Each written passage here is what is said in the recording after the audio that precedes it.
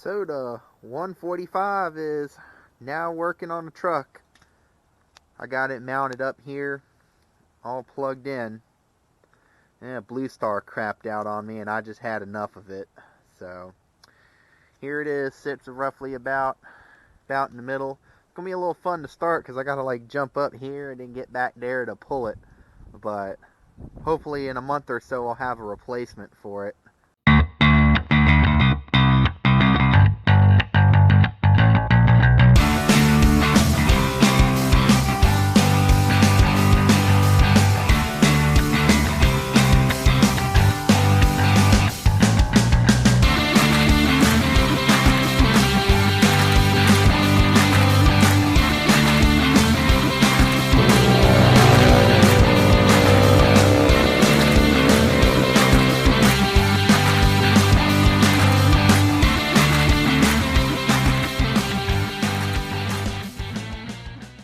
Hello YouTube, Dervidor the Weldor here.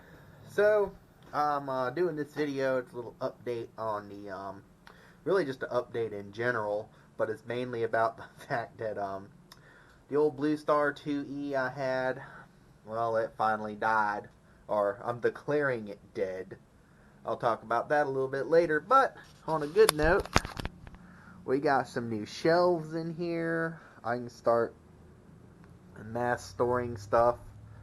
Have plans on keeping a bunch of rods and a bunch of wire to start keeping it in bulk. I'll start buying these cheap drill bits every once in a while just to keep some backups and spares. I'll start collecting a lot of grinding wheels and whatnot, keeping them in bulk. And this is my start to my nuts and bolts collection. It's the crappy Harbor Freight shit. Machine screws. I just bought it. I was like, whatever. It's not even 20 bucks. I'll see what it's all about. Oh well. It is what it is. But hey, I at least got me some free microfiber towels. At least those do something, right? God, I'm such a Harbor Freight junkie. I should they would probably call me for a commercial. I buy so much stuff from them.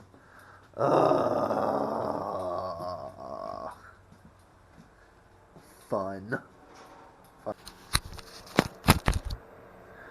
Alright guys, so this is the deal. The Bluestar 2E, I got about 8 months of good service out of it. At the most, 8 stretching it, but I got about 8 months of service out of it. And just the other day, I was the other side of Lewisburg, out, and there's a little, I guess you call it a town, called Ingleside. It's really more of an intersection. It's where 401 and 39 split, and there are a couple other roads. So it's really more of a intersection is a town, kind of like I live in Lewisburg, but I'm technically at Royal, and Ingleside is like an intersection that's the other side of Lewisburg. Anyway, that's all getting too much detail. Nobody cares. Nobody gives a crap about it. Just needless to say, it wasn't that far from home. So I'm out there and I'm welding up. It's a tractor trailer where the doors close and the bottom latches, they got busted in, so I had to pull those bottom latches back out, clean them up, and weld them. Well, I didn't even finish one. I ran the Bluestar for maybe 30 minutes, and I didn't even finish one of those brackets before it was choking and stuttering and just like, whoa, you know, it just wouldn't, every time I put a load on it, it just about want to die. So it was, I'd start welding, me going along great, and all of a sudden I could hear it behind me, pow, pow, pow, pow, pow, pow, whoa, and then the arc goes out. And then I give it a second, I hear, row, row, row, buh, buh, buh, buh, buh, buh, buh, buh, buh, buh, and then it goes right back to normal. And this has been slowly getting worse as time's been going on. It started off, if I ran it for several hours, it would start doing this, and then it became about 2 hours, and it's just gotten worse and worse and worse. So I had a guy come out and retune my carburetor, because I thought that was it. I rebuilt the carburetor after that because that didn't fix it, and it ain't the guy's fault. There's something else going on with this machine.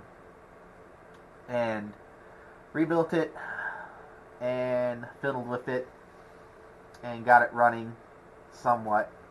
I think I just tuned around whatever the actual issue was. And ran it for another couple months. The starter went out, or broke. The little gear head that pops out, all the gears in that thing got all stripped. So I bought another one and stuck it on there. Now I'm starting to really sink money into this thing. And then I started having these serious issues with it. So I was like, okay, maybe it's the fuel pump. And I talked to a small engine mechanic. He's like, yeah, that'll probably be the next step is, replace the fuel pump. And you can't really test this fuel pump because of the way it's set up. It's one of those pulse, it's an old style little block like that that's a pulse. So when you pull it off, there really is no way to test it on the machine. So I was like, well, I'll drop $30 and replace it. So I dropped $30 and replaced it, and it ran great for a little while. I got another week out of it. And I don't know what the deal is. Like, every time I replace a part, it's like, oh, it seems great. And then it, runs for a little bit longer, and then it starts acting up again. So I ran it for about a week, and it just a couple days ago, like I said, it died on that job on me, and I was just like, you know what? I'm done. I'm done with this thing. I'm absolutely done with it. So the next possible thing that I could figure that could be wrong with it is the ignition coil and the spark plug wire, because I have a new spark plug in it. But the deal is it's a Tacomish OH160. Apparently you cannot get an ignition coil and spark plug wire anymore for it. Or because they're both the same. The ignition coil module is like about that big and the wire goes straight into it. There's no replacing just a wire, unfortunately. I pulled it apart and looked at it. I got a part number and went and looked at a price, I could not find a replacement. And nobody makes a replacement for it anymore. So I was like, well, maybe somebody has a used one. Yeah, one used one on eBay for $300. No, I'm not spending $300 on that machine. So I put it on Craigslist, Facebook, whatever, to get rid of it. And I had a guy come by it. I just let it go for $300. Somebody wants to tinker with it, they can. So I went back to my Hobart Champion 145. Yay! Which is kind of like, that's kind of like the machine I really pushed for a long time as a good starter engine drive. And when I first started this channel, I was heavily against used machines, and I went back on what I said, and I went and got a used machine, and it bit me in the ass. So I'm going back to what I said when I first started this channel about this time a year ago, actually. This is my stance. Used engine drives are not worth the money. You will be better off with a generator and an inverter welding machine plugged into it if you're going to start off. If you want an engine drive, you can get the Champion 145 for under $2,000. I'll tell you, that's a great investment. That has been the best engine drive I've ever owned. And I love it. It's now sitting back on my truck. I took the Bluestar off. The 145 now sits on the truck. And it's fantastic. I've never had any problems with it. I know the older versions, like their first generation of Champion 145, they had some engine problems, but they've gotten that ironed out. It's been great. Hobart has a freaking 5-year warranty on their stuff, so you really can't go wrong with that. And, yeah, so, still kind of depressed. I was like, well, I want a replacement. I like the 145, but I liked the beefiness that the Bluestar had. I missed the 200 amps.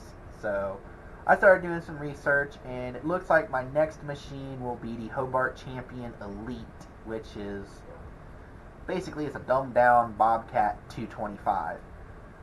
It's a Bobcat 225, got the same engine and generator coil and all of that, except it doesn't have constant voltage and it doesn't have AC output for AC weld output. It's a strictly DC welder and 11,000 watt generator, which is exactly what I need, because for aluminum I'm going to start doing is I'm going to get the nice spool gun for my old Millermatic 211 that's sitting in here, and I hardly ever use it now because I used the Lincoln 210 MP for just about everything, even shop welding. I hardly ever pull that out. So the 211 is going to replace my high frequency box as my way to weld aluminum. And I'm just going to keep a 50-foot 220 drop cord in the truck so I can plug the 211 into the machine and MIG weld aluminum off of it with Miller's spool gun. And Miller has a better spool gun than Lincoln.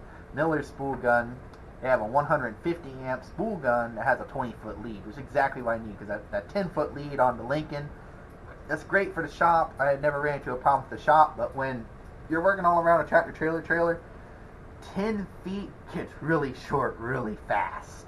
So definitely going to be going to that 20-foot spool gun for sure. And the 211, it's been a great machine. I love it. Really good duty cycle, and it's been fantastic. And it really runs very good on 110. I mean, it's one of the few machines I have. The Miller and my Hobart Handler 100 are the two machines that run on 110 that do not trip breakers. So I've been very happy with the 110 performance out of them. So to the people who are going to say you can get used Bobcats and Lincoln Rangers on Craigslist and Facebook for $1,500, that's great. You might be able to get them for $1,500, but how long are they going to last? Has somebody basically worn that machine completely out, and now they're going to pass that on to you, and you're getting their machine at like 3,000 hours, and now all the parts now it's all falling apart? And some of these machines, the older ones like the Bluestar and the Legend and the Blue Charger and all of them, and the older Bobcats do not have an hour meter, so you have no clue what you're getting. And good luck. And some of them, it's like good luck getting parts. A buddy of mine, he said a rebuild kit for the old Onan machines is a couple $1,000, or I think it's like $1,500. I don't think it was a couple thousand. I take that back. It was like $1,500. It was like $1,500. But yeah, it's ridiculous because these parts don't exist anymore. And literally for that little Champion 145, a replacement engine is $300. Yeah, to replace the original Briggs & Stratton on that with another same 11 horsepower Briggs & Stratton is like $300. So, my experience has now taught me that the upfront investment of a new welder will pay off so much in the long run.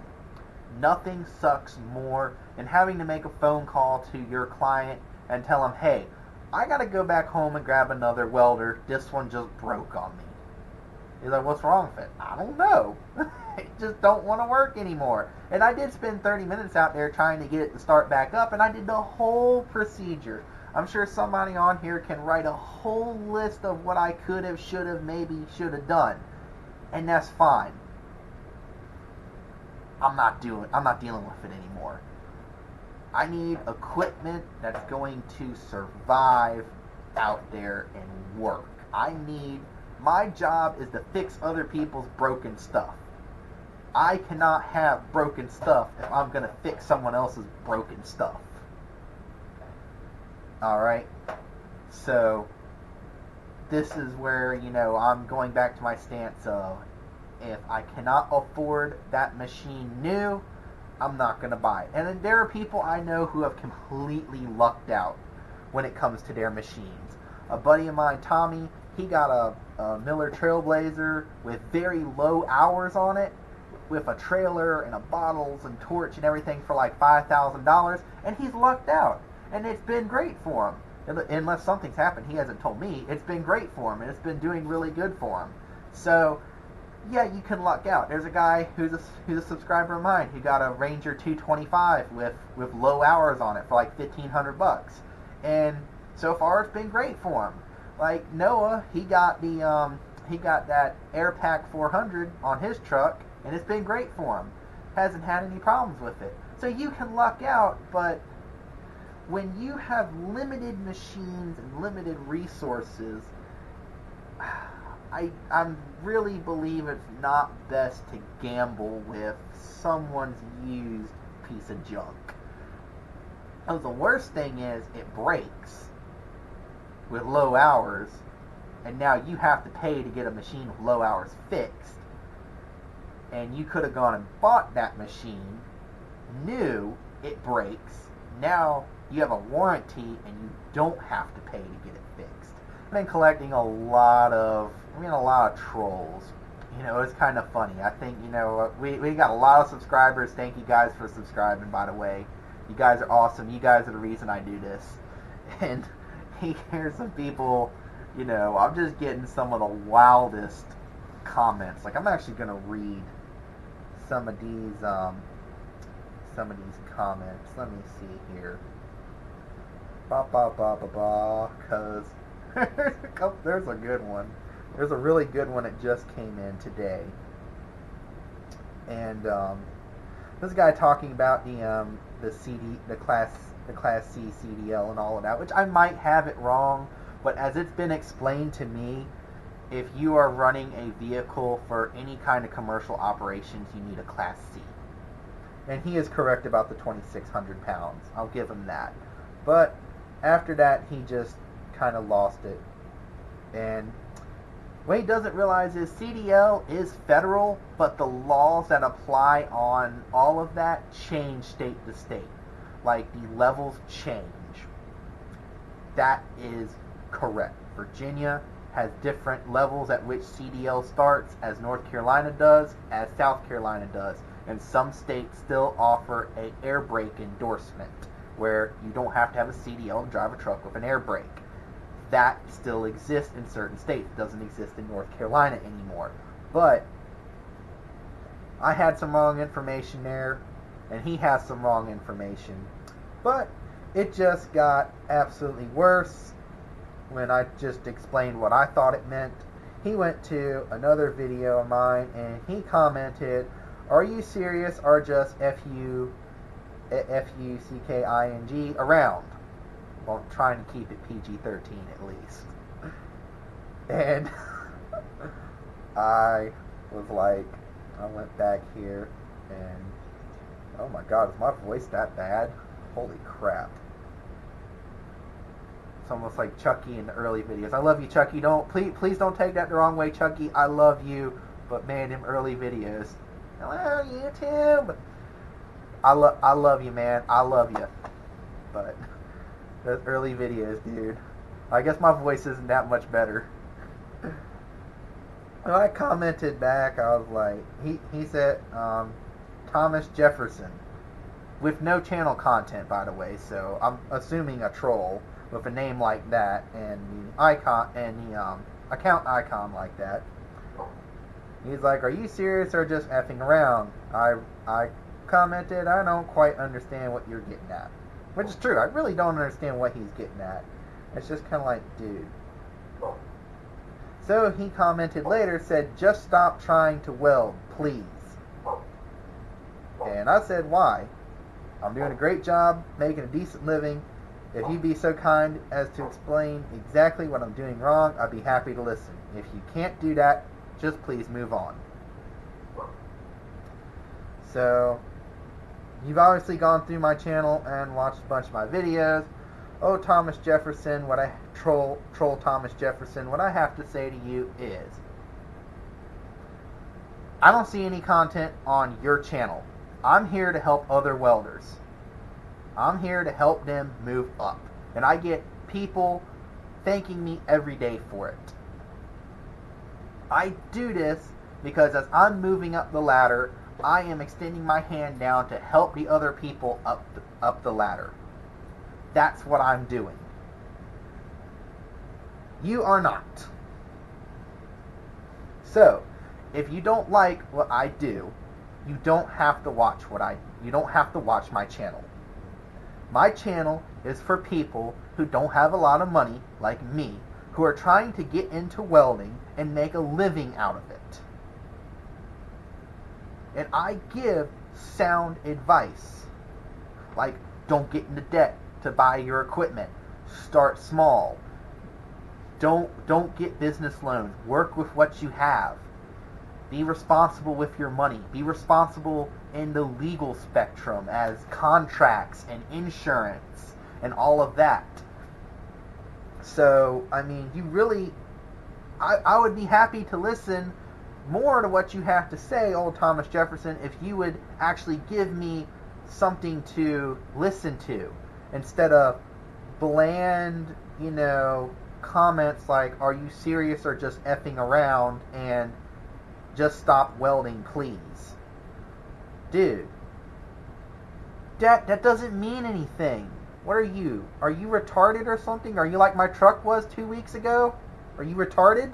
Just give me something straight. Like, hey, you're wrong about this. You're wrong about how to use this electrode, or wrong about how to use this. Like, dude, I'd even listen to you if you were saying you can't push MIG welds, you have to pull them. I don't even get that. I mean, I'd at least halfway listen to you if you gave me that, but you can't even give me that. I listened to you if you said you can't weld pipe downhill, you have to go uphill. Something. Dude, I don't even get that. You ain't got no respect for me. As to just give me that. That's all I ask. Is that I only ask for that much respect as to tell me exactly what I did wrong. So, on a brighter note, I'll go to my Instagram. At least things are a little bit nicer on Instagram. C. Gertie123. I'm sorry, buddy. I probably just butchered your name, and I really don't mean to do that. He sent me this today, and it was good. I really felt depressed about having to sell the Bluestar, and man, and brother, I appreciate it so much, because I was almost in tears when I sent that thing off, and then a couple minutes later, I pulled this out, and I was like, I feel a little bit better. Thank you. He was like, hey brother, you have some great videos on YouTube and on here. I like your style, helping out other welders. I'm a pipe fitter welder, rigger up in New York City, also looking to start my own mobile welding business on the side. Got 2 questions. Do you think it's possible to run a welding business part-time on nights and weekends? And on average, how much does welding business insurance cost a year? I appreciate all the help and info you give out on YouTube. Top-notch stuff. Thank you. This is why I do this. But anyway, I sent him a response, but I'm kind of going to go off the top of my head so I can kind of cover some stuff I may have missed. And this is for everybody. He's got, excellent questions. These are super important. Very, very important questions. Yes, you can work a day job welding. You can do that and run your own welding business. And my advice would be, get to the point in that job where you have something consistent. I know guys that are working places like Altec and Edwards and RFR, where the hours are like, they're all over the place. One day they're coming in second shift, next day they're coming in third, and then first shift. It's ridiculous stuff. That is extremely difficult. I'm going to tell y'all, I did that at a horse farm. It's nuts. I can't imagine trying to do that and run a welding business at the same time. That is hard. That's brutal. So my advice would be either negotiate with your boss there to try and get to something where it's consistent. Even if it's consistently third shift, it's something consistent. You're not going to go, oh yeah, well, I might be able to come out and fix that trailer for you as soon as I see my schedule for next week, where I'm currently working, which, you will probably have to do that, but it's really hard when, oh, shoot, I gotta do first shift that day. Dang it. So if you get something consistent, you can now plan your jobs around it. That would be my advice. You try to get to where your main job is at least consistent, and plan your side jobs around that. Now, next thing, some places you will work have a no-compete clause in your contract. I think that's total BS, and I don't believe they should be able to do that. Then again, they can, and there's nothing technically wrong with it, but I think it's total BS. I don't think they should be able to do that. But my advice would be, don't go out there and then try to directly compete with the business you're working for. Don't do that. Also, keep it on down low. It's not your boss's, unless you know your boss is going to be fine with it, but you're working at a really, really big company, it doesn't have to, your boss does not have to know that you're moonlighting or weekending. It's not their business, okay? They don't need to know that. A lot of people at places do it, and a lot of places are completely okay with it. And my advice, just try to avoid the drama. Just avoid the drama by, it's not their business. Just avoid the drama. And Noah, I have his channel. He's one of my featured channels on here, so y'all gotta subscribe to him. He's got some really good stuff. He does just that. He has a day job where he welds, and it's a first shift job, and then after that, he's doing his own stuff. You know, he's doing stuff for him. He's got a whole rig, he's set up, he's got a shop, everything. It can be done, and it's done all the time. People do that just so they can break out. And, you know, it's a great way to break out. It's a great way to get out on your own, because you can get out on your own debt-free, because you have a job to supply the capital to break out on your own and do your own jobs. So, on average, how much does welding business insurance cost?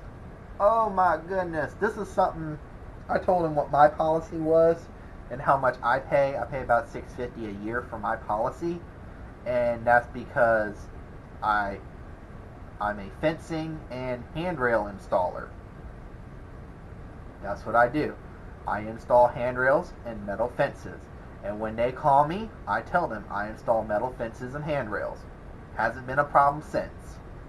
So, when it comes to insurance, sometimes the less details you give them, the better. The more details you give them, they're going to try and screw you. Literally, the insurance piece of paper is literally for you to hand to a contractor and go, yes, I'm serious about this. That's why they ask for insurance.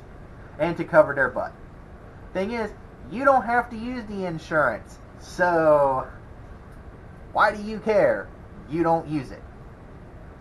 Y'all can correct me in the comments for that. That's fine. I don't care. I think insurance is just a big scam. And workers' comp is a scam too. Workers' comp is a complete scam. I'm just going to tell y'all right now, if you don't need workers' comp, don't worry about it.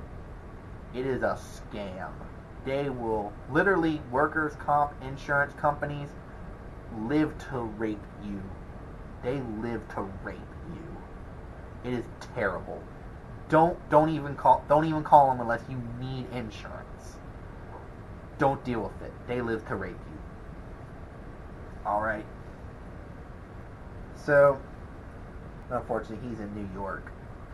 So he's got some tough laws and tough stuff he's got to work around. Actually, New Jersey, same thing. But some tough laws he's got to work around. And man, more power to you. I hope you're able to make it work, because laws in New Jersey and New York are really tough for small businesses.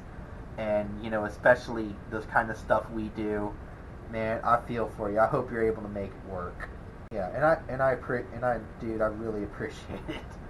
Because today won't my day. Today just won't my day at all. It was kind of sad. I really like that Bluestar 2E. You know, it looks so cool on the truck, but oh yeah. And also, one thing I cannot stress enough is certifications. At the very, very, very least, guys, try to get your either something, even if it's something simple like the D15 that was on, you know, the Fabricator, and he did a whole thing about coming out to Las Vegas and getting the D15 cert. Even if it's something simple like that, that's an overhead 1-inch weld on a piece of 1/8 inch, and you know, it's a bend test. If you know it doesn't break, you pass. something like that is still a piece of paper for you to go, hey, I'm certified. That sets you apart from everybody else. I'm D11, and I have, I'm AWS D11, and I have, where I went to school, Vance Granville Community College, I have their version of the D15. Probably doesn't hold as much weight as the AWS, but it says, hey, he welded to D15 spec. We gave him a piece of paper. We tested him. So I do have that as well. And one of the things I really want to do is, I got a guy working with me now, and I want to get him certified. So one of these days, we're going to work on a D15 test, and I'm going to get him certified in D15 MIG, and I'm going to work on the D15 TIG. So I can be certified in D15 TIG, and he can be certified in D15 MIG. Now, and this is one thing I want to say also is, once you get out of school, don't stop on your education. Just don't stop. I practice TIG welding, and I get better and better and better every time I sit there and just practice it. It's something I struggle with very much. I struggle with TIG, and it's hard. It's hard to learn when you started MIG and then went to stick, and now you're trying to TIG, and it's like, what? You know, I don't understand this. You know, it's like, you know, rub your belly, pat your head. So don't stop learning. Always be out there collecting up all the knowledge you can and trying to looking for what's the next piece of paper I can get, well, within reason. What is the next piece of paper I can get that says I have achieved another level of welding? That's why I'm looking at the D15 TIG test to take eventually. It's the next step, it's the next goal, it's the next, hey, you know, I have learned this skill to this point where I can TIG weld steel and pass a certification. Is it a very useful certification? It might not be the most useful certification, but it's a step in the right direction. That's what you want to do. Get certified. It's very important, guys, and I can't stress certification enough. If I had not gotten my certification, I would be up to here just in the crap, because I've done several jobs where they're like, we want papers. We want to see you can do this.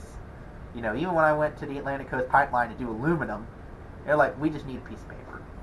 You know, I did those handrails and the roof ladders in Durham. They're like, we just need something. You know, I'm pretty sure my D15 at school would have been acceptable, but I gave them my AWS D11. And most people, I actually send them both by AWS D11 and the D15 cert I got at school. I send them both, so they have that, so they can go, okay, cool, because, you know, 2 pieces of paper looks better than 1 piece of paper. So, yeah, definitely. And if your school offers something like that, where it's kind of like their own in-house thing, go for as much as you can. Just go for as much as you can get. While you're there, take as much as you can while you're there. In retrospect, I wish I would have taken more while I was there, but I didn't. You know, oh well, let's move on. That's how it is. So just move on, get it done. So while you're there, take as much as you can, learn as much as you can, and basically, you know, if you have the opportunity or the time to talk to your instructor, ask them questions one-on-one, just get that, if you can get that one-on-one time with your instructor and just ask them questions and just learn as much as you can, just try to get as much knowledge out of their head as you can while you're there, do it, because that's going to help you out so much. My instructor has told me stuff when I was just, you know, me, him, and another student sitting in his office talking, you know, we got all our projects done and just talking. And you know, a project or something would come up, he'd be like, yeah, I did it this way. I'm like, huh, I never thought about doing it that way. Then the next time that job came around, that's how I did it, the way he said. I was like, oh, this is much easier. So, you know, and thank God I had a very patient instructor, because I was probably not the easiest student. And I'm pretty sure I am not his star student at all. And just because I have a YouTube channel, I'm pretty sure I'm not his star student. So, pretty sure he does not refer to, oh yeah, you know, Derb did it this way. I'm pretty sure if he refers to me as Derb did it this way, don't do it that way. So, yeah, definitely while you're at school, take advantage of that. If you And if you can get a job while you're in school, that's a plus too. That's something I really didn't take advantage of, and that's really because I was trying to push my own business at the time. And if you're in school, try to take advantage of, a lot of schools will have some really good job placement where they'll try to place you in some jobs while you're in school, and you can work at these places and learn from these guys. So you'll do school and then you'll head off to your job. You're making money and learning, and while you're doing that, these jobs will offer you great opportunities and great training. At least I hope they will. The companies I'm thinking of do, but if you're in a place that doesn't, I mean, I'm sorry. I'm sorry. But if you're in a place that does, take advantage of that. If they offer, like some companies will offer, you know, if you're, as you're moving up, they'll offer opportunities for you to go get your CWI and get different certifications and stuff like that. You want to take advantage of that. Even if, you know, sorry, we don't feel like you're ready to be sent for that, just keep at it. Keep at it. That way they know, hey, he really wants this. Then they might be like, okay, you know what? Let's try to tailor him to where we can get him to where we feel like he's ready to go do that. Because at least I'd hope if you're working at a good employer, they're going to be like that. If your employer's not like that, you may need to go look for somewhere else to work. Because your employer should want you to be able to grow, not just inside their business, but outside of their business. My thing is, with my one employee I have right now, is the day he goes somewhere else, I want him to have a piece of paper in his hand to say, hey, I learned something while I was there. I have a D15. That way, if he leaves working for me and goes somewhere else, he has a piece of paper and he can get a better job and he can support his family better. Your job as an employer, well, is to pay them. Is to offer them work and pay them for their work. That's true. To be a really good employer, pay them very well, offer them ways to grow in your business and outside of your business. I'm small, I have one employee, but I'm already like, I want to get him certified. If I'm a one-man plus helper operation, and I'm like, yeah, I'm going to get this guy certified, how can you, as a big place, not be like that? And there are places that are like that. And there are places that are like that, and I don't understand why they miss out on that. Don't you want to have employees that feel like they can grow? And the thing is, you keep them happy, don't want to stay, but give them the opportunity to have the tools they need if they're not working for you. Because those certifications, they help out so much. And you know, that all goes back to treating your employees right. Just treat the people that are working for you right. Do them right, pay them on time, give them the opportunities to grow, and don't micromanage. Just don't sit there and micromanage people. One of the worst things you can do as a boss is just sit over somebody and critique their every little thing. I want my employees to learn on their own. I want to kind of guide them in the right direction and kind of let them figure it out. They can ask me questions. They can ask me anything. My thing is, there's no such thing. The only kind of stupid question there is, I remembered it. The only kind of stupid question there is the question that wasn't asked. I had so many employers that didn't like the fact I asked too many, that didn't like the fact I asked questions. I asked a lot of questions. Why? Because I wanted to know how to do it right. I had a lot of employers that took it wrong, and I don't know why. I was asking a question on why do we do it this specific way.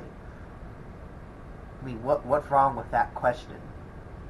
Oh, you know, I don't have time to explain. Just to, you know, it's like, oh well, from what I'm looking at, we got all the time in the world. So, I had an employer who, I asked him what carbon arc gouging was, and he went, oh, well, yeah, and he was a welder too. He's like, oh, you know, you don't need to know what that is, you know, we don't hardly use it, you know, it's no big deal, don't worry about it. And I was like, and we're at lunch.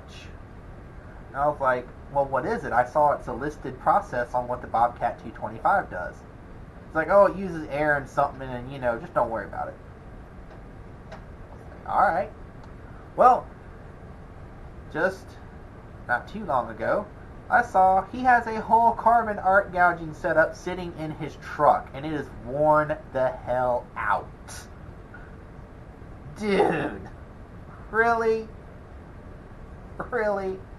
You couldn't just tell me that, like, 5 seconds, it uses air and a carbon electrode to gouge out broken welds.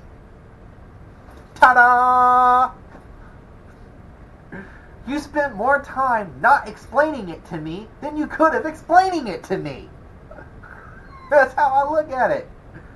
It's just quicker to explain it than try not to explain it. And all you're going to do is hurt the person who's asking the question. That's all you're going to do. Just answer it. It's that freaking simple. Rant over. I'll start another rant. But I hope you guys enjoyed this video.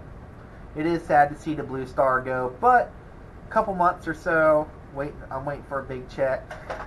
Big check gonna be new welding machine. And I'm kind of stuck between the Bobcat 225 and the Hobart Champion Elite. I'm probably going to wind up going to Arc 3 and Air Gas and try to see if they can get me a good deal, because I'm not paying $4,000 for it. That ain't happening. I mean, I remember a couple years ago they were only $3,200. Now they're like $4,200. I'm like, whoa! I don't remember that. What happened? So that's why I was looking at the Champion Elite, because it's literally right at $3,000. If I get it from Tractor Supply and I go pick it up, it's $200 off. And I get to get it that day. And I don't have to sit there and freaking haggle with the, that's the thing, I hate buying welding machines from Air Gas and Arc 3. It's like going and buying a car. I hate it. It's, what's the price? Oh, it's this much, but I can get you a deal. That's not what the sticker says. Oh, hold on. That's an old sticker.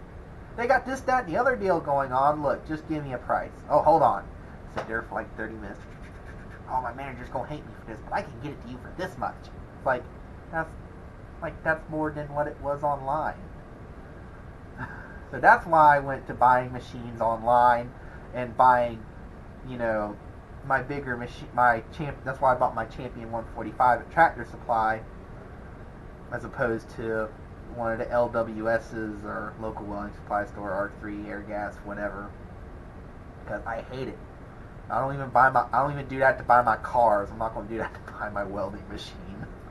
But thank you guys for watching. If you haven't, please be sure to like and subscribe. If you have any questions, leave a comment below, and I'll do the best I can to get back to you with a somewhat sane answer. Thank you guys. Y'all have a fantastic day.